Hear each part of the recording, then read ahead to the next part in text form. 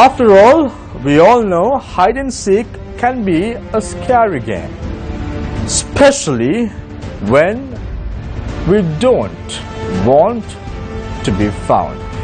Good evening and welcome. This is Face the Nation. I want to take you back to the year 1997, the incident revolving the former governor of the Thailand Bank, the Thailand Central Bank. In 1997, the former governor of the Bank of Thailand was accused of attempting to sell or fix the baht dollar exchange rate in that particular year. He said that he took this position as it was his officials who had advised him to sell dollars in the market. But this statement that was made by the governor of the Bank of Thailand was not accepted by the court in Thailand, and hence he had to pay the ultimate price. A $4.5 billion fine was slapped on the man. Because he failed to pay, he was imprisoned. Now in Sri Lanka, the last 2.5 years, we've seen several bond scams taking place. Looking at the evidence that are unfolding right now at the Central Bank Bond Commission, it seems that fingers are being pointed at the officials at the central bank. I don't want to mention names, but of course there are several names that are cropping up at the moment. What does it mean? Does it mean that the former governor of the central bank, Arjuna Mahendran, will be exonerated and will take refuge in Singapore where he belongs? Is the government trying to play hide and seek? And this is our topic tonight on Face the Nation.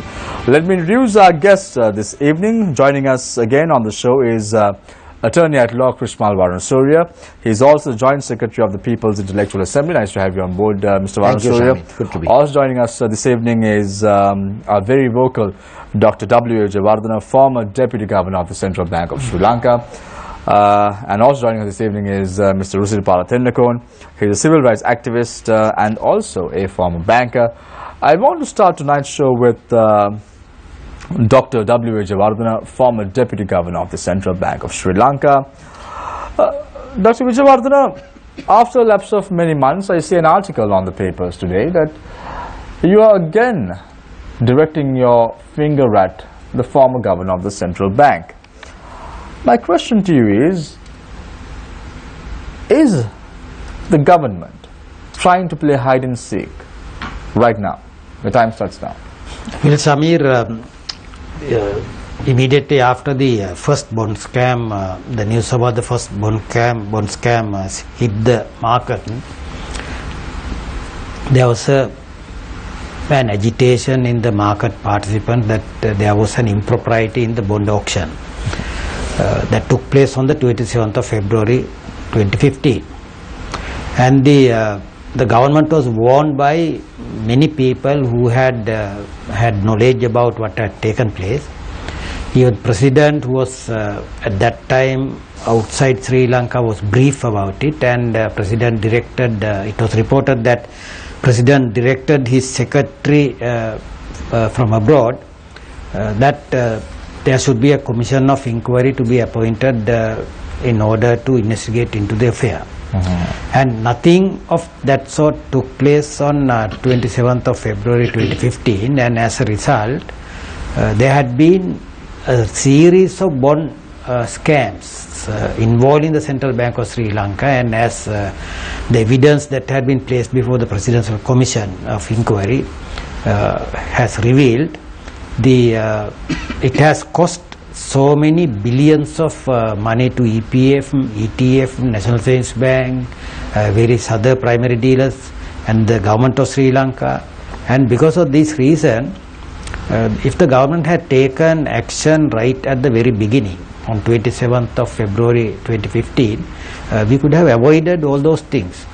So because of this reason, I think it's still not too late for the government to take very firm action on what has taken place and clear its own name, because the entire market has now been agitated.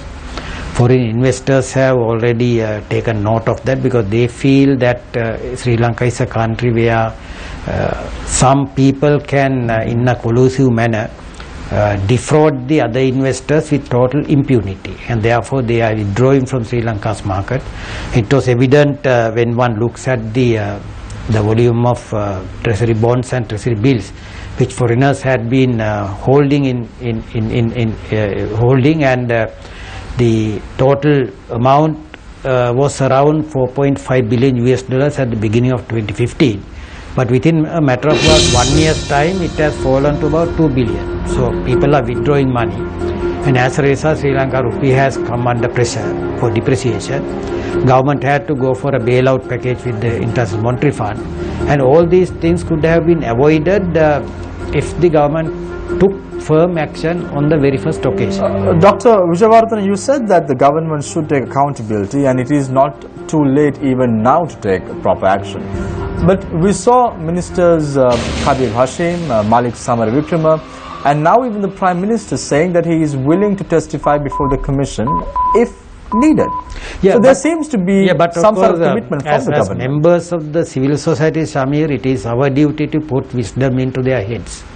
And if they don't listen to the civil society today, it would be actually done by them to their own detriment, and that's what we have to avoid today. If we want to save the present good governance government, there is only one way to do that, that is to clear its own name by taking firm action against the people whose names have been mentioned in the Presidential Commission of Inquiry today. Dr. Wijewardena, if I may ask you this question, when you say firm action, what do you really mean? The firm action is there are different law enforcement agencies in Sri Lanka, Attorney General Department, CID, FCID, Bribery Commission, and if they are directed to take firm action against the people, they would definitely take action. So it will clear the name of the government, clear the name of the political leaders of the government, and also we would be able to re-establish credibility for Sri Lanka, so that foreign investors will not have any fear of coming and investing in Sri Lanka. Dr. Wijewardena, one final question before I move to Mr. Rusiripala Tennakon. When this bond commission was appointed, you were very optimistic. You told on this very show that you are confident that firm action would be taken and that you rely on the 3 people who have been appointed by the President. But right now, you don't seem that optimistic No, I am anymore. still confident about the reputation of the commissioners and the lawyers who have represented the AG department and the CID officers who had been conducting inquiry. But of course we have to keep in our mind, Shamir, the commission is a fact-finding commission. Once the commission report is submitted, it is the duty of the government to make it public immediately, because we have the bad habit in Sri Lanka that so many presidential commission reports, once they have been submitted to the president, they are kept in abeyance, and as a result none of the members of the public have access to it. So what the government should do in order to clear its name is to publish the commission report immediately. If the commission has found certain irregularities in the bond transaction that had been investigated by them, to direct the law enforcement agency to take action. Thank you very much, Dr. W. Wijewardena, former Deputy Governor of the Central Bank of Sri Lanka. I now move my attention to Mr. Rusiripala Tennakon, who is a former banker as well as a civil rights activist. Mr. Tennakon, when looking at the statement that was delivered by Dr. Wijewardena, it seems that the former governor of the central bank will be exonerated. He may go and take refuge in another country. And the optimism that you saw in the voice of Dr. Wijewardena when the commission was appointed is not seen anymore. I'm not going to pose this question to Dr. Wijewardena, but I want to get your thoughts, because you've sat in many panels as Dr. Wijewardena. What is happening right now? Well, I think of course, in my own opinion, I don't have to be complacent about what is going on, because I don't see any change in either in the direction or momentum that we expected from the Commission, because they have now, in my own opinion, found sufficient evidence, and from what we have read publicly with the available information, that they have had sufficient information, sufficient evidence to establish that an untold damage has been done. There is a loss to the country, there are gross derelictions of duty, there are misdirections, there are irregularities, all that has been established. I mean, as far as I can see, when we were going through the evidence day by day, we were reading those things, that whatever was made available to us, to the public. I mean, from those it is very clear that they can formulate recommendations that is necessary to take this matter forward. Mr. Nukla, I want to interrupt you here for a second now. You said that you have been able to go through the evidence, you've seen what has transpired. I want you to take you back to the last week that I'm referring to, where Nuan Salgado, the chief dealer of perpetual treasuries, when asked a question, he said, yes, between in the year 2014 it happened. And then the commissioners, one of the commissioners posed a question to him and asked him, who was the governor at that time? And then he said it was the former governor of the central bank, Ajit Niwad Cabral, who was in play or in action at that time. Now the problem is, will the recommendations be, yes, this has happened not today, it has happened in the past as well. Hence, another commission has to be appointed to investigate what exactly transpired. What does that mean? People have to wait and see again. Would this happen? I would look at it this way, Samir. I would like you to recall the incidents that took place during the second COPE inquiry. There were this the footnote group. What were they trying to do? They were trying to divert the entire focus, the attention into different directions by putting in carefully calculated footnotes worked elsewhere, just to give it a complete different coloring. This Nuan Salgado's evidence, my own opinion is, now who is Nuan Salgado? He is an employee of PTL. He is still in the paybook of this company that is alleged to have been involved in this scam. And he is coming and giving evidence about something that happened in 2014, unless otherwise it is established beyond doubt whether those things that he has stated have happened in the way that he is trying to make it out by further evidence. I mean, those things will have to be taken with a pinch of salt. It can be a total misdirection of the entire thing, but for the commission... But Mr. Dekon, if a recommendation or if a conclusion has to be conclusive, yes, you have to do a full report on the evidence. Yes. Now, the evidence on the table very clearly states that this has happened since 2014. Yeah. Doesn't it warrant the submissions at another commission? That's my question to you, very simple. No, but the warrant is very clear. Warrant very clearly says something in the schedule that refers to a certain specific period. Whatever that comes in the evidence about previous era and what may happen in the future is something different.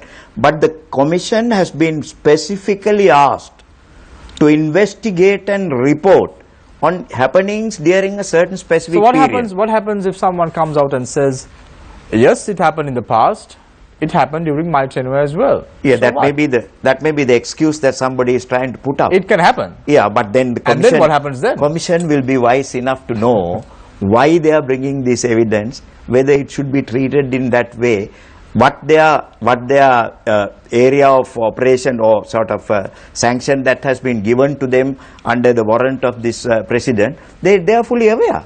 They will know what to exclude, what to include. There can be evidence of different, I mean, as much as there were efforts during the second COPE committee by the members of the same COPE committee. Things can happen. In this instance, Shame, I don't see any other thing, a scam of this nature, where there have been so much of deviations, influencing, not to bring out the truth, to suppress the truth. It is still happening. We are not happy with what the commission is doing or with what is happening at the commission. While that is happening, there are still people trying to, if they can send Arjuna Mahendran back to Singapore scot-free, they will try to do that. That's my personal impression. But can they do that? Thank you very much, Mr. Tenakon, who is a senior banker as well as a civil rights activist.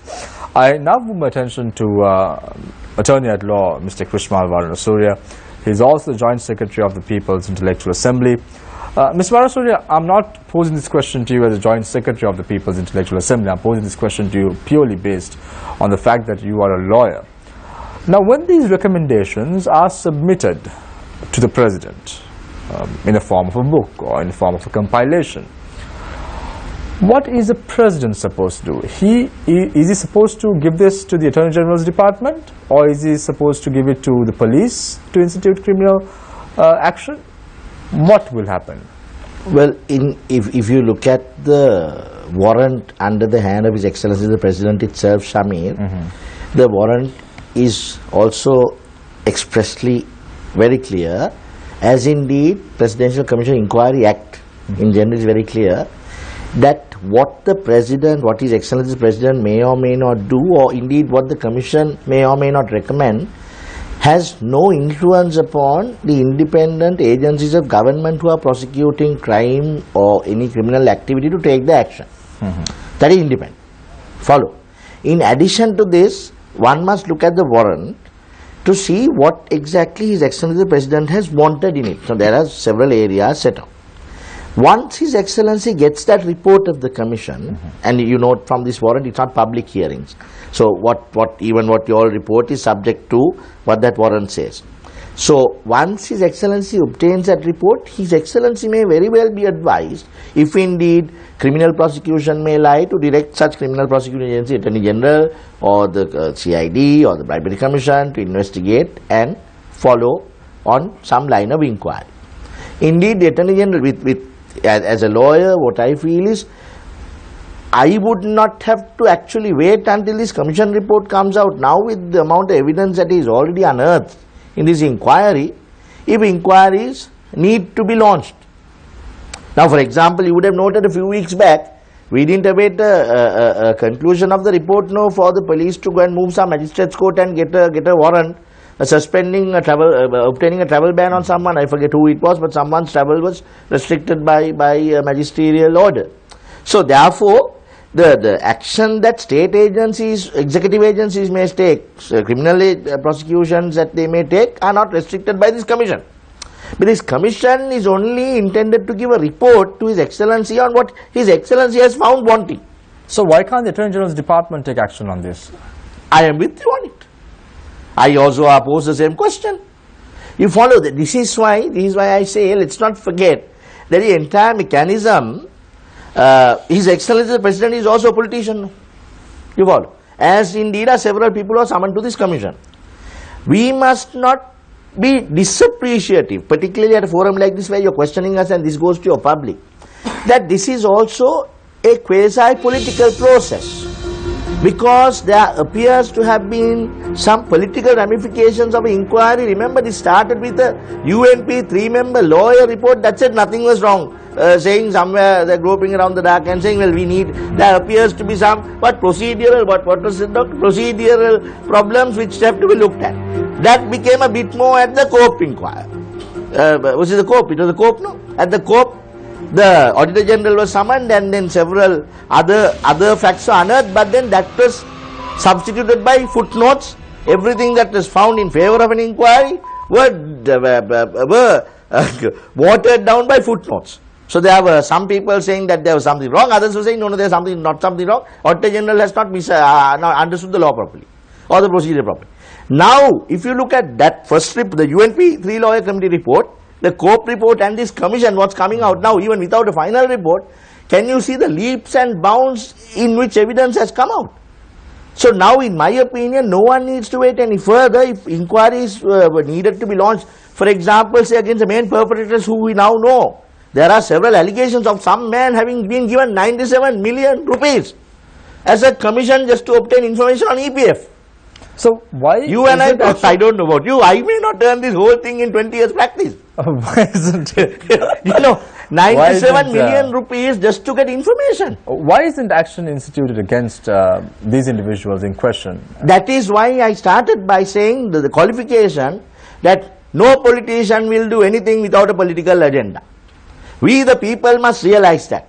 We the people must realize that all political action has a political agenda and it must fall within the four corners of the agenda. How is it politically beneficial to me to do something? So we the people must realize that, not be naive to it and not be too naive to not to realize that, see, within that political agenda, how can we get what is best for the people? And hence you are saying that the government is playing hide and seek at the moment. I am not saying that. You're saying that. All I'm saying that for the people to read between the lines of what I'm saying. That there are political agendas in every political action and we need to use that, whatever they do, to get the best result for us. Thank you very much, Mr. Krishna Varanasuri, attorney at law. When he said 97 million rupees, I was in fact taken aback. The only way that you can make so much of money, given the present context, is to be by giving like information. Arjun Aloysius, start trading bonds and making your money go astray. I open the floor for questions from our journalists. On to my immediate right is Nadeem Majid. On to my immediate left is Charita Fernando. And on to my far left is Faraz Shaukat Ali. Faraz, a very, very quick question to you, and I expect a brief reply on this. Looking at what has been transpiring at the Bond Commission and over the last few weeks, and you hear the Prime Minister now coming out and saying, I am willing to testify before the Bond Commission. My question is very simple. Would it make any sense for the Prime Minister to come to the Bond Commission? He probably would also say, I don't know. I did it because I was advised by someone. Would that happen? Would it make any sense for the Prime Minister to come before a Bond Commission and testify? If ever there was a compelling witness that needs to be before this commission, it will be none other than Ranil Wickremesinghe. He's just as important to this commission as Arjuna Mahendran was. He was the minister in charge at that time. Absolutely. And it's a little bit rich, if I may say so, for our Prime Minister to say that he is willing to come before this commission and clarify certain matters. Who does he think he is? He's there as a witness. He should come there as a witness under oath and give his evidence. Not he should be summoned first at the end of the day by whether he it's our opinion that he should be summoned. At the end of the day, the honourable justices will make that decision. But there's nothing about clarifying anything. He must come and answer the questions. There can't be any preset questionnaires. Okay, I open the floor for questions from our journalists. So let's start off with Charita. Thank you, Shamin. My first question is for Dr. Vijayawardena. Now, we were talking about officials who also need to be held accountable in this whole transaction. Can you run us through some other instances where professional due diligence was not adhered to, or you know, what are the other accounts, on which accounts can these officials be held responsible? Well, if you take the Central Bank of Sri Lanka, Charita, the Montreal Act is very clear. The Central Bank is managed by a corporate body known as the Monetary Board, and there is no any other person who is responsible for the function of the Central Bank. But the governor and the officials of the Central Bank, they perform on a delegated authority basis from the Monetary Board. So the Monetary Board delegates the authority to the governor, governor delegates authority to deputy governors and all other officers. So if there is any, the Montreal Act is also very clear in this respect, because if an officer does anything good or bad under his delegated functions, it is the governor as the CEO who is responsible for them. The Montreal Act is very clear on that. Because of this reason, the previous governors were very careful. Whenever they came to know that certain malpractices had been done by certain officers, they immediately took action against them, so that the governor is clear of any complicity to the malpractice. I can give you some examples. When Mr. S. Jayawardena was the governor, There was an occasion where the dealers in the international operations department of the central bank, they had exceeded their authority and they had caused a certain losses to the central bank. Now what governor did was he immediately suspended all these officers and he appointed an independent outsider to inquire into that, and he took action against that, so that the rest of the world immediately noted that the governor was not involved in this particular losses to the central bank. So in this respect also, when the matters were brought to the notice of the governor that there had been an impropriety in the first treasury bond auction, what the governor should have immediately done is he would have taken action against the officials who had been responsible for that. In that case, the governor is free, governor is exonerated, because the governor has taken action. If the governor has failed to do that thing, then the monetary board has to take action against the governor. Now in this case, neither governor nor the monetary board took action, Charita, and as a result, in terms of the provisions in the Monetary Act, both are guilty of an offence.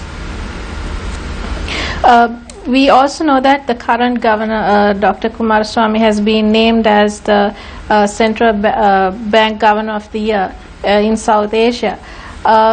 What kind of action do you think the current governor has taken to bring the central bank back on track? After the appointment of the Dr. Kumaraswamy as the governor, he was very slow, but he was very steady, because he didn't want to violate any rules or regulations of the central bank, but he was very firm on investigating into the affairs of the public debt department, board issues, the dealings done by the Employees Provident Fund, and one by one he tried to take action. And for example, he found that the perpetual treasuries had been guilty, therefore their license was suspended for 6 months. Then it was revealed that another commercial bank, the primary dealer arm of another commercial bank, had been involved. That particular commercial bank was also suspended from dealing in the government securities market, and several officers have been interdicted by the new governor, and there are internal investigations, and the Monetary Board has taken action to restore the direct placement system, which was actually abolished by Governor Mahendran on his own. So likewise, Dr. Kumaraswamy had taken action to correct it, but of course many people might say that he was very slow. But why he was slow, in my opinion, Charita, is that he didn't want to violate any rules or regulation, so that he would be doing the correct thing in the central bank. We also have a new finance minister. The whole setup has sort of changed. So do you have the confidence that there would be no interference at all in central bank matters? No, I mean, the central bank is in a very awkward position today, because administratively central bank has been placed under the Ministry of Economic Affairs. But all the legislations relating to the function of the central bank, the Minister of Finance is named by name. Monetary Law Act, Banking Act, Exchange Control Act, all these legislations. So central bank has to deal for its operations with the Minister of Finance, and I don't think either the minister or the state minister would intervene in the affairs of the central bank, as was done by the previous Minister of Finance. So when you say the previous Minister of Finance, you're referring to Ravi Karunanika? Yeah, Mr. Ravi Karunanika, because the Samir, you would have read, immediately after the bond scam of 27th of February, just 1 week after that, he stormed a meeting of the primary dealers that was held in the Central Bank of Sri Lanka, and which was not the business of the Minister of Finance. So likewise, there had been a number of occasions where he had intervened in the affairs of the central bank, and I myself wrote a number of articles warning the government that there is a threat to the independence of the central bank, and but of course the minister didn't listen to anyone, and no one in the government also could discipline him. So as a result, he continued to do his work.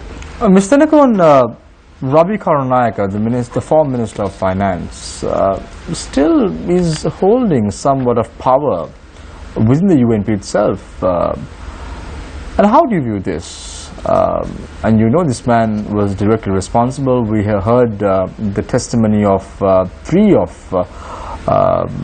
CEOs of state banks who directly came and said that they were asked by the former finance minister to bid low. What's happening? This looks like it's a characteristic phenomenon of this government. When people are discontinued from places or displaced due to inefficiencies, due to irregularities, due to wrongdoings, they have various other places to take resort to, where they can be very safe and they can be entrusted with other duties. Because we saw this with the former governor of the central bank as well. That's why I said this is a characteristic phenomenon. We have seen it with many people. This is extremely a bad practice. This is undemocratic and unethical, to say the least. It should not happen, because in the public eye, when a person is discontinued from a high public position due to want of conduct or irregularity, if he is found an alternative place in the same government, what is happening to the public opinion? How do you uphold it?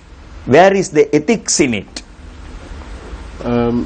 Thank you. Mr. Rizipada, I want to cast your mind back to the 17th of March 2015. I'm sure that date is etched in your memory. The Prime Minister made his statement in Parliament on that day, and he said that during the regime of Mahinda Rajapaksa, the Ministry of Highways had entered into contracts exceeding over 100 billion rupees without any allocation of funds. Funds were needed urgently to make the related payments. This is one issue. Payments have to be made for the work done. Payments have also to be made for work in progress in respects of the contracts signed. We decided to make payments for the projects completed later and to pay for the work in progress and for the work to be started. But there were no funds for this. We cannot pay 100 billion at once. Highways Minister, Secretary of the Ministry of Finance, officials including the Governor and the Deputy Governor of the Central Bank met on the 26th of February 2015 and discussed this matter. They decided that 15 billion was required immediately. There are several issues in what I've just read out. Yes. The first of all is the Minister of Finance was at that meeting, confirmed by evidence before the Commission by Kabir Hashim and Malik Samarawickrama as well. How is it possible that Ravi Karunanayake then writes an undated, unreferenced letter, notable for its crispiness, saying that it's 75 billion is the requirement? You see, there are several other matters arising out of this statement you read out just now for us. Yes. Not only the 75 billion issue. Take the issue itself of the 100 billion that is supposed to have been signed under the previous regime, Yes. by Mahinda Rajapaksa regime for contracts. Now the Prime Minister says that there was no provision of funds for those. Yes. And he says his present act has been, now this whole thing is related to this first bond scam of the 27th February. They wanted to raise additional funds. Having announced 1 billion, they went up to 10 billion. They wanted to go up to 20 billion. They were under pressure, but the officials intervened and said, no, we can't do that. Then they were asked to contain it to 10 billion. All that emanated from where? This statement of the Prime Minister confirms that they had an additional fund requirement. What was that for? To pay for the contracts that have been signed without providing monies during Mahinda Rajapaksa's tenure, according to what the Prime Minister has stated in Parliament. Now, the same statement for us, if you go a little further down, Prime Minister says this money was needed to pay for the development activities in the districts. Same statement. Here he says to pay the contractors. That's right. Then again he says this money is required to pay for the development activities. So what's wrong with that? Huh? What's wrong with that? There is a huge contradiction in it. So the purpose of raising the additional funds or the identification for the need of the funds was one thing. Was to at pay one for the contractors. Huh? Was to pay for the contractors. Pay for the contractors for the work done. Yes. Now he says for the development activities in the districts. Entirely two different areas. But Deputy Secretary Treasury, Yes. Mr. Artigala, under oath, had a different matter to say. He said there was no such requirement. That's one point. And coming back to your 75 billion issue, Yeah. there are several participants to this infamous 26th meeting. Yeah. Two of them came before the commission and said, no, our requirement was 15 billion. 18 really, but 3 were there. There was 3 billion available. Therefore, we really required in addition only 15 billion, which the Prime Minister also confirmed. And another minister, by writing a letter, states that the requirement was 75 billion. And that was done for Arjuna Mahendran to establish that there was additional fund requirements at the core. Can I ask this? Sorry, can I ask this from Dr. Wijewardena? This meeting on the 26th, this breakfast meeting, apart from the central bank officials and including the governor, this appeared to be a UNP meeting. We had the chairman of the United National Party. We had the Secretary General of the United National Party. We had the senior deputy leader of the United National Party. They also had ministerial positions, excepting Mr. Samaravikrama. But is it normal for ministers to have meetings with the central bank? Of course, for us it's a meeting convened by the governor of the central bank. He is at liberty to invite whoever he thinks should be suitable for attending the meeting. And in this case, we cannot question the people who had been invited, because why would he want to convene the meeting? Of course, because we have to look at it from another point for us, because Governor Mahendran took office only in late January. He had spent in the central bank only for 1 month, and he didn't have any experience in the central bank at that time. So he would have, without even consulting anyone, he would have invited many people. With your permission for us, I want to rephrase that question slightly. Given your experience, Dr. Wijewardena, have you heard of such a high-level minister attending There had been in the past. Of course, I have not attended any of those meetings, but I know there had been similar meetings in the past also. But what is the usual method when the Ministry of Highways, for example, wants money? What is the usual method? Usually, for us, since it's a matter for the Ministry of Finance, the ideal place for the meeting would have been the Ministry of Finance, not the Central Bank of Sri Lanka. So what's the flow? The RDA wants money, so they tell their minister. The minister then does what? Yeah, in fact, if you strictly go by the practice, because the RDA has already contracted according to the information, and they have no liquidity, it's called liquidity, to make the payment until the Treasury releases the money. So they have to make this request to the Treasury, and the Treasury will have to find money, because Treasury has a pool of money for us, because all the taxes that are being paid, they are created to the Treasury account. And the Treasury will have to look for money if there is a shortfall in the liquidity of the Treasury. So the RD had 3 billion. That's the knowledge that we have. Yeah, that's their the Treasury had money. 6 billion. Yeah, that's their personal money, Samir. But the usual practice has been that the information has to be presented to the Treasury. Treasury will look at its own cash flow. Right. And if there is any shortfall, then the Treasury will give instructions to the central bank to issue bonds or anything. But you were at the central bank. Who writes to the central bank? All these cases, it was not the Minister of Finance who wrote. It was an officer called the Director General Treasury Operations. Which in this case is Mr. Artigala.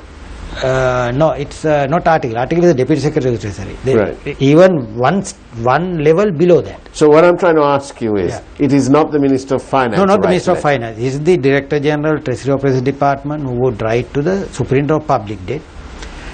Now I was the Deputy Governor, and even the Superintendent of Public Debt will take action even without consulting. You worked there for what, 20 I worked as the Deputy Governor in charge of public debt for 9 years, and during that period, I cannot recall any occasion where the Superintendent of Public Debt came to me to get instructions. But in your career at the Central Bank? That is about 36 years. In 36 years, can I just ask you before I hand it over to someone else, in 36 years, have you ever received a letter or a memo that's undated and unreferenced? No.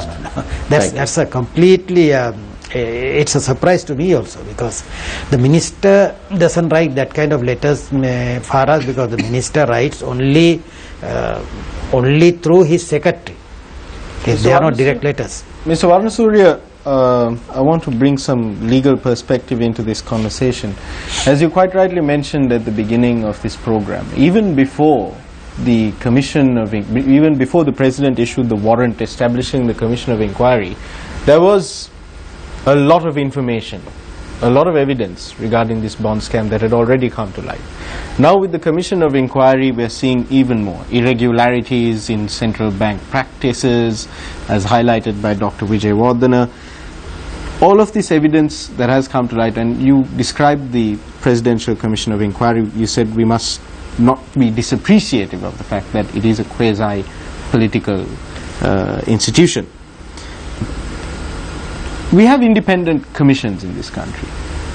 You made quasi-political, the police and even the Attorney General's Department, there have been accusations, allegations in the past of these organizations, these institutions also acting for political motivations. But we have independent commissions specifically to avoid political motivations in their prosecutions or in their work. Chief among these, the Commission to investigate allegations of bribery or corruption, which under the 19th Amendment to the Constitution was given sumo motu powers to investigate these accusations or allegations without having to wait for a complaint. Doesn't it mystify you that the SEBOC is yet to, as far as we know, is yet to undertake an investigation into probably the biggest incidents of corruption in recent memory in this country? I'm more than mystified, but how many more minutes of your question session do you have for me to answer? Answer. Go ahead. Well, yes. It mystifies me as a citizen. It mystifies me as an officer of the court as to why we awaited so long, as you very correctly said, even long before the bond commission was put in place, even with that duplicate information coming out of the court. Well, yes, it was watered down by footnotes, but there was still information coming out. Why we didn't launch an investigation? It mystifies me really as to why we waited till a couple of weeks ago to go and ask for a travel ban on some person who was coming before that bond commission.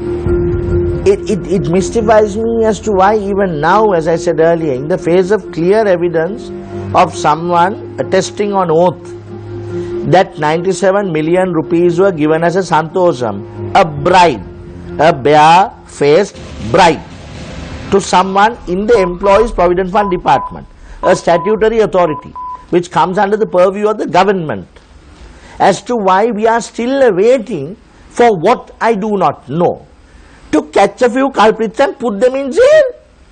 You follow? I mean, this now, no, please let me. This, you must counter this against. There must be some reasonableness in what the people see now as justice being done. You follow? I am not for a moment saying all our complaints that we are saying now is to try and go back to what the period that was. No. From there we've come 2015 January to where we are, but we need to get further. But when you look at, say, some persons who are protesting allegedly for a political purpose, while still protesting and exercising a constitutional right that they have to hold an opinion of their choice, right? They are being locked up and put up in a jail cell for carrying out a civil protest, okay?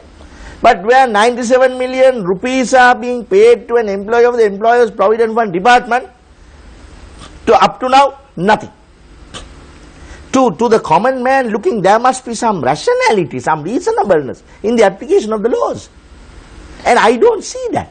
Do you think this is just political influence? I mean, we constantly hear of political influence. The police were influenced to do that. The Attorney General was influenced to do this. You hear these allegations all the time. Don't call it influence. Don't call it influence. Call it interest. Interest, Call political interest. interest. Yeah. But in the case of the bribery commission as well, I mean, it's supposed to be independent commission.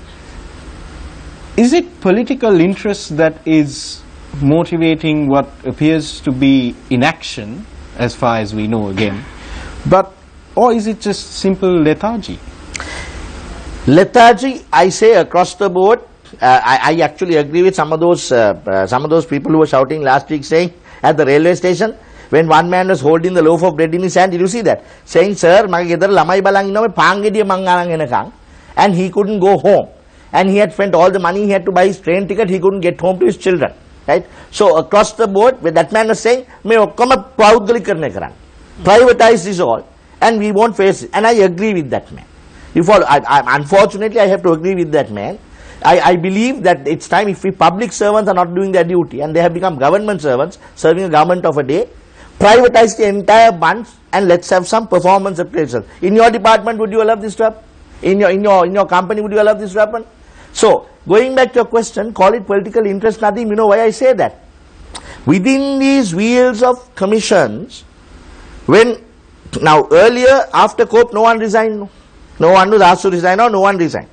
But when we felt that something was about to hit the fan, one person becomes a scapegoat and is asked to resign. But all of us know, beyond the shows, he is still exercising several powers of government. And everyone says that he is acting as if there was no resignation. Right? Now, some of these people are personal friends of ours, but we have to say this. Okay? So, when I say political interest, that's what I mean. So, to secure a political interest such as the popularity of the government falling, you will sacrifice a scapegoat and then hope that it will be. No, then some more information comes out. Now you have to look for another scapegoat. So what I'm asking is, where are the people's interests here? All of this appears to be for political expediency and not in the interest of the people, the absolute sovereign order of this country. Dr. Wijewardena, does it worry you that what Mr. Warnasuriya describes as political interest appears to have pervaded every nook and cranny of the structure of our state? Nadeem, it should worry not only me, everyone in this country, every citizen in this country should be worried that unnecessary political influence has actually brought the country down to such a low level that we are moving away from what has been promised to us as the prosperity of the nation. So it's not something that only I should be worried, everybody should be worried. Mr. Warnasuriya, we were talking about interest and influence. Now, if you look back at the footnote group, do you think the group was privy to all this information back at that time? Because publicly it wasn't, we were not aware of all the information that has been unearthed right now. Do you think they were privy to the information, or is it interest or influence? Charita, for me to think that all of them who ascribe to the footnote gang, if I may call them that, whether all of them were privy to the information, I don't have sufficient information with me to come to that conclusion on a balance. But I will say this, they were all interested in securing their political future. They were all interested in defending the political party that they belonged to. They were all interested in protecting the leader of the political party that they belonged to and several higher leaders of that party who they either knew or they had reason to believe would have had something to do with these transactions. That part, yes, I will say I believe so based on what is coming out now. But at that time I was also thinking, well, you know, some of these chaps have worked with us before 2015, marched on the road with us and fought to change a regime that all of us thought were despotic. Right? So I said, well, how can some of these people who walked hand in hand with us down the roads and shouted be ascribing to things like that? I thought, no, well, there must be some reason. Well, when they say the Auditor General didn't really know what the good systems of financial management were or securing treasury bonds, maybe they know better than the Auditor General. I gave them that benefit of the doubt. Maybe they actually knew what they were saying. But now with the information coming out now, when we know people have written books People have written books to whitewash what happened. Right? And now everything that are written in books are now coming out in the commission to be absolutely a fallacy. Now I answer to your question and say, well, even if they didn't have direct knowledge, they may not have a direct knowledge that someone up there was directly involved in it, but they were still, they were attempting to secure their political stance, their political interest, and protect their political interest in a particular party, because that's very obvious as to why you would only want all of those people from one political party be footnotes. Now, if there were, this is where we need to get our country to know, once we go into parliament or whatever elected body, we may go on a political platform. Once we go there, we must start working for the people who send us in, not for the party that sent us in. Mr. Varun, sir, today you are very Can I just finish that? Yeah. So, what appears from this conclusion, Shamir, is when everyone from one political party takes a footnote side, and everyone who doesn't belong to that political party doesn't take a footnote side, obviously it appears that there are political interests. Yes, sir. Mr. Varun, today you are being very cautious in the selection of words and the names. When you said people have written books, you have two gentlemen who unveiled two books. Not that. I was at that book launch. I spoke at that book launch. You're talking about the book that was compiled by I have always been careful with my words. He may be referring to this book. Shamir, for 20 years of my life, I've been playing with words. They are tools of my trade. So I'm very, very careful with my words. So you're referring to Sujiva Senasinghe, a member of parliament who compiled the book. Where he came out and said that there was nothing had happened. Nothing had happened. Now take a look at what he said at that time, and take a look at the events that have transpired now. What do you gather? Can these politicians walk without any shame and go and request for a vote from the public? That's what I was trying to say, Shamir. If now the people of this country, unfortunately, Shamir, I'm very sorry to say this, we are still in a hand-to-mouth economy where the people of our country, the majority of the people of our country don't have the benefit like you and me now to sit and watch a TV at 9:30 in the night and see at least what people like us are saying. I'm not saying that people must all follow us, but you see, they have bigger economic problems that it's only probably 11 o'clock in the night that they come and try to feed their children and get up at 4 in the morning to run back to work. So, people of this country, we need to get the people to a stage where, Shamir, they look at these people who make statements and say, look, once this chap went in on our ticket, has he been serving us or his political lords? They have to ask this question from themselves. Mr. Senekon, very quickly before I go for a short commercial break, you also wrote a book on the central bank bond controversy.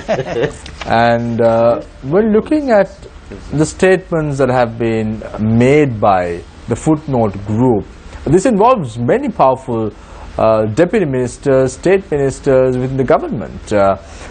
Many individuals wanted to whitewash what happened during the bond scam.